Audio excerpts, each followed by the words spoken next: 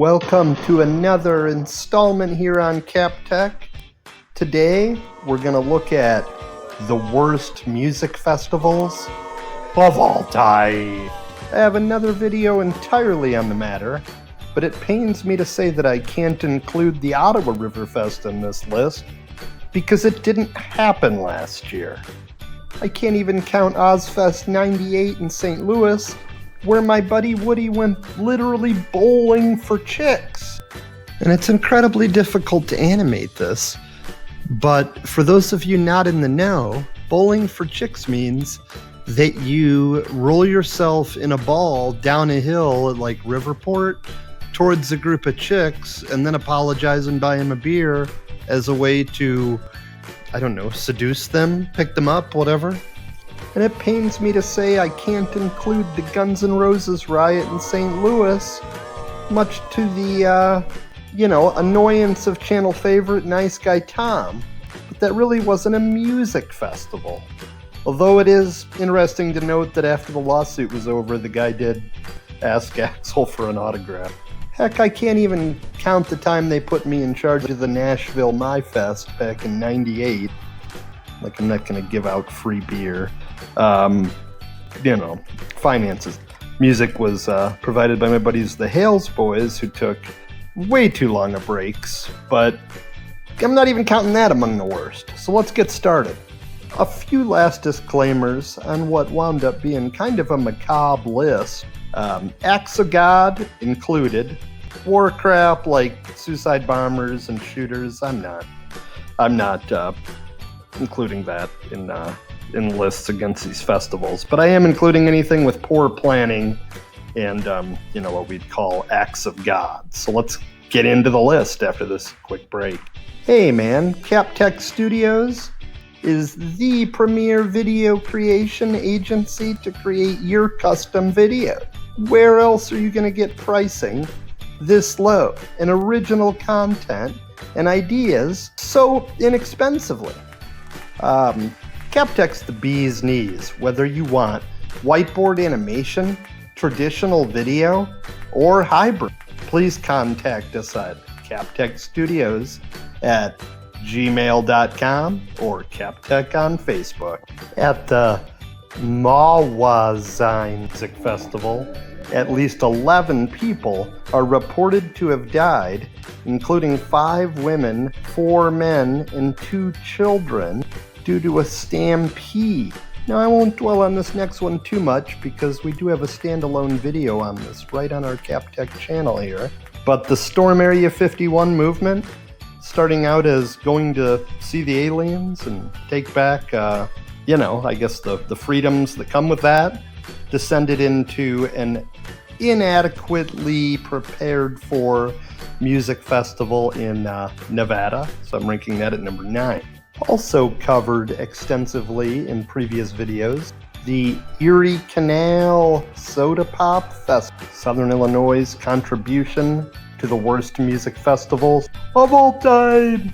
Now, your daddy might brag about being at Woodstock, but they probably wouldn't brag about being at the Altamont Free Concert, where the Hells Angels were security on behalf of the Rolling Stones. And it's an event that's gone down in history for considerable violence, including a stabbing death and 3 accidental deaths, 2 caused by hit and runs, and 1 by an LSD-induced drowning. It's rumored that the violence was so bad that it scared the Grateful Dead. At number 6, we have the long-running Glastonbury Festival. Now, the British are no strangers to a wet fest, but in the festival's 35th year, a thunderstorm tested the limits. A violent deluge claimed by locals to be the worst storm in over 15 years pounded the farm where this festival was at. 2 stages were hit by lightning. In the afternoon, the clouds cleared, and the 130,000 or so attendees went on with the festival, and damages soared into the millions. Next, we have Firefest. Now, how bad could a music festival in the Bahamas be? Well, Firefest promised luxury, exclusivity, and $12,000 VIP packages on the idyllic shores of Great Exuma Island. Revelers arrived to find that their luxury tent accommodations resembled a FEMA camp. The gourmet dining options had been reduced to slices of processed cheese on bread, known to most folks as, quote, a ungrilled cheese. And most of the performers, such as Blink-182, the Alien Chasing Guy, and Disclosure, hadn't even bothered to turn up. A storm eventually brew in.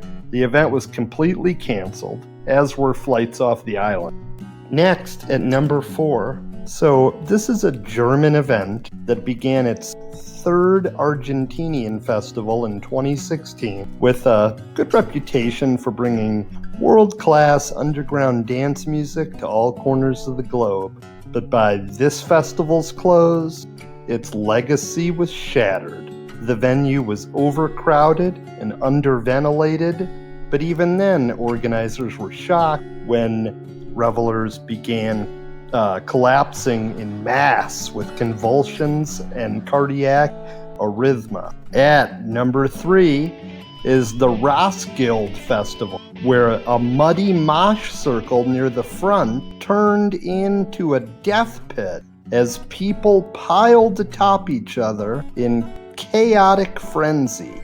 Bodies poured over the barricades in fear for their lives. The band playing, Pearl Jam's lead singer, Evanston's own Eddie Vedder, begged the crowd to back up.